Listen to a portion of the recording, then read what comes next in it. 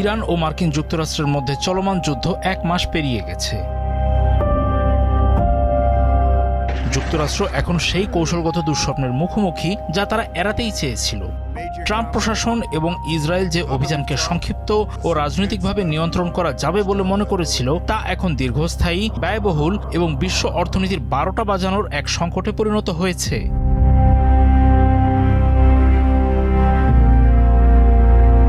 সংবাদ মাধ্যম রয়টার্সের তথ্য বলছে ২৮ ফেব্রুয়ারি শুরু হওয়া এই সংঘাতের ফলে বিশ্বজুড়ে জ্বালানি সরবরাহ ব্যাহত হয়েছে।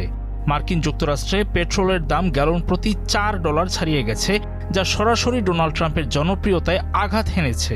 বর্তমানে তার অ্যাপ্রুভাল রেটিং নেমে দাঁড়িয়েছে ৩৬%, যা তার দায়িত্ব গ্রহণের পর সবচেয়ে নিচে।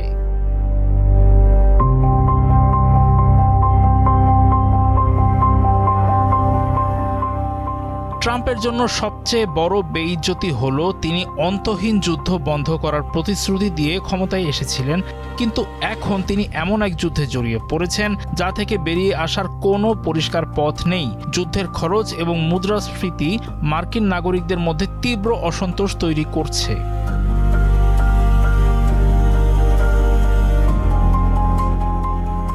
রণক্ষেত্রে ইরান প্রচলিত শক্তিতে মার্কিন যুক্তরাষ্ট্রের সমান না হলেও দেশটি সহনশীলতার কৌশল বেছে নিয়েছে। তেহরানের লক্ষ্য সামরিক বিজয় নয়, বরং বিশ্ব অর্থনীতিতে চাপ সৃষ্টি করা। হরমুজ প্রণালী এবং জ্বালানি অবকাঠামোর ওপর নিয়ন্ত্রণ বজায় রেখে তারা যুক্তরাষ্ট্রকে অর্থনৈতিকভাবে পর্যুদস্ত করতে চাইছে। ইরানের জন্য টিকে থাকাই বিজয়।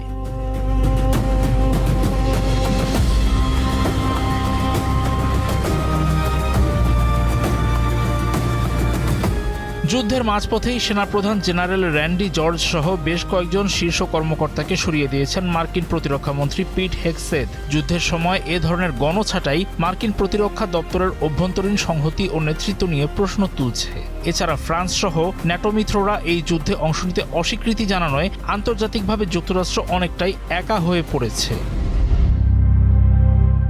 এই উত্তপ্ত পরিস্থিতির মধ্যেই ইরানের সাবেক পররাষ্ট্রমন্ত্রী মোহাম্মদ জাওয়াদ জারিফ একটি প্রস্তাব নিয়ে হাজির হয়েছেন।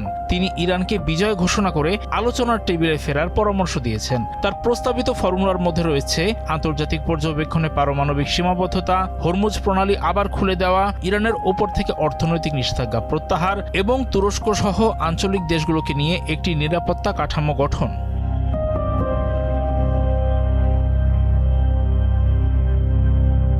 তবে ইরানের নিজস্ব রাজনীতিতে জারিফের এমন প্রস্তাব চরম বিরোধিতার মুখে পড়েছে। কট্টরপন্থীরা তাকে বিশ্বাসঘাতক হিসেবে অভিহিত করেছেন। তাদের মতে, যখন বোমা পড়ছে তখন আলোচনার কথা বলা মানে আত্মসমর্পণ। বর্তমান পরিস্থিতি উভয় পক্ষের জন্যই এক জটিল ধাঁধা। ট্রাম্প এমন একটি সমাধান খুঁজছেন যা তিনি মার্কিন ভোটারদের কাছে বিজয় হিসেবে দেখাতে পারেন। অন্যদিকে ইরান নিজের অস্তিত্ব রক্ষাকেই বিজয় মনে করছে।